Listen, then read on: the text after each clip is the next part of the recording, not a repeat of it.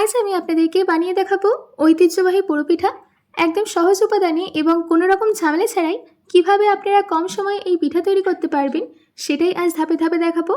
যারা নতুন রান্না শিখছেন বা প্রথমবার পোড়োপিঠা বানাতে যাচ্ছেন, আজকের রেসিপিটা তাদের জন্য ভীষণ উপকারী হবে।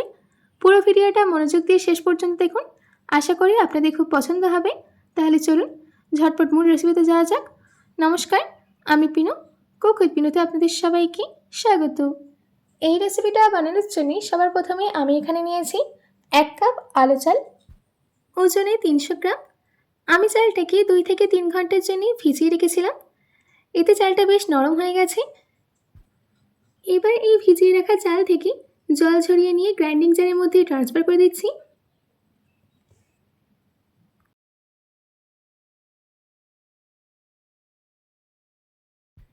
চাল অ্যাড করে দেওয়া হয়ে গেলে 1/4 কাপ জল দিয়ে এটার একটা স্মুথ পেস্ট রেডি করে নেব। দেখুন, আমাদের এখানে পেস্টটা কিন্তু রেডি করে নেওয়া হয়ে গেছে। এবার এই চালের পেস্টটাকে একটা বড় বোলে ট্রান্সফার করে দিতে হবে। এবার আমি এই বোলটাকে সাইডে রেখে দিচ্ছি। এইদিকে কড়াইয়ের মধ্যে দিয়ে দিচ্ছি 1.5 চামচ ঘি। ঘিটা যখন সম্পূর্ণ গরম হয়ে যাবে তখন এর মধ্যে অ্যাড করে দিতে হবে আমাদের কেটে রাখা নারকেল। কোয়ান্টিটিটা আপনারা আপনাদের ইচ্ছে মতো দেবেন। নারকেলটাকে আমি কিছুক্ষণের জন্য ভেজে নেব।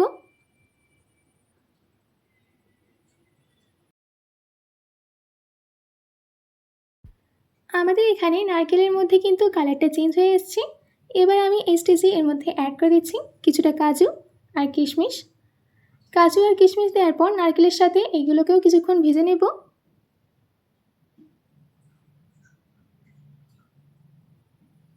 মিডিয়াম ফ্লেমে আমি এইগুলোকে কিন্তু ভেজে নিয়েছি।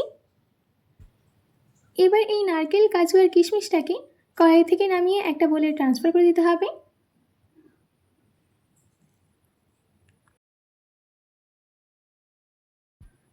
সবগুলোকে আমার তুলে নেওয়া হয়ে গেছে। এবার আমি এই কড়াইয়ের মধ্যেই অ্যাড করে দিচ্ছি 2 কাপ পরিমাণে জল।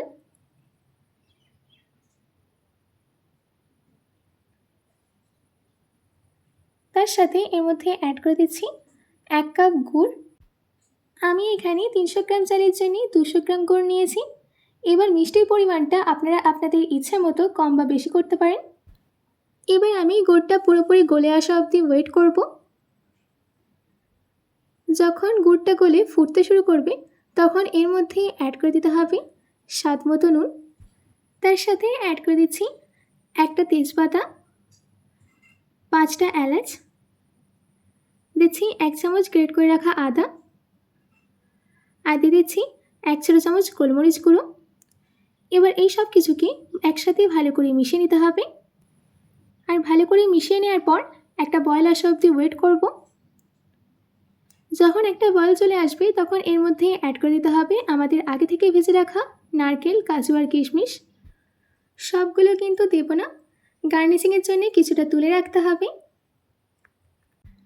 এবার আমি এর মধ্যে অ্যাড করে দিচ্ছি 1 কাপ কোরানো নারকেল।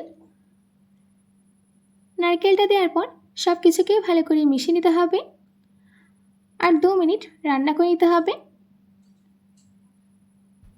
আমাদের এখানে 2 মিনিট হয়ে গেছে। এবার আমরা যে আগে থেকে চালের ব্যাটারটা রেডি করে রেখেছিলাম সেইটা আমি এর মধ্যে দিয়ে দিচ্ছি। তবে পুরো ব্যাটারটা কিন্তু একেবারে দেওয়া যাবে না, অল্প অল্প করে ব্যাটার দিতে হবে আর মিক্স করতে থাকতে হবে যাতে কোনো দলা না পেকে যায়।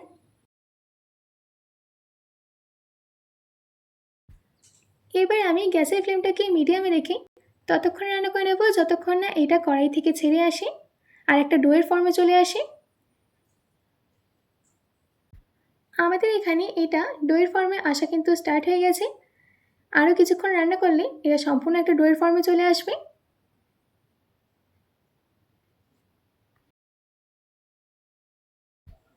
ব্যাস, আমাদের পোড়োপিঠার জন্য ডোটা কিন্তু একদম রেডি। এবার আমি গ্যাসের ফ্লেমটাকে অফ করে দিচ্ছি। এইদিকে একটা পাত্র নিয়ে পরিষ্কার কলাপাতা এর মধ্যে দিয়ে দিতে হবে। এবার এই কলাপাতার গায়ে লাগিয়ে দিচ্ছি একটু ঘি। পোড়োপিঠায় কলাপাতা দিলে অসাধারণ একটা প্রাকৃতিক সুবাস আর খাঁটি ঐতিহ্যবাহী স্বাদ আসে, আর পিঠা পাত্রে আটকে পুড়ে যায় না।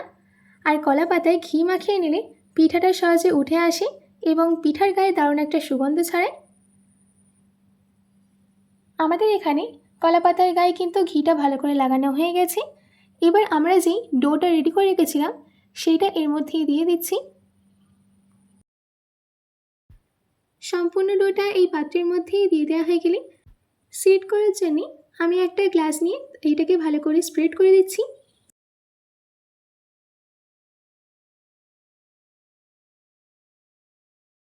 এবার পোড়োপিঠার গায়ে একটা সুন্দর কালার আনার জন্য দিয়ে দিচ্ছি ঘি। ঘিটাকে এর ওপরে ভালো করে লাগিয়ে দিতে হবে। তারপর গার্নিশিংয়ের জন্য ওপর থেকে দিয়ে দিচ্ছি ভেজে রাখা কাজু আর নারকেল।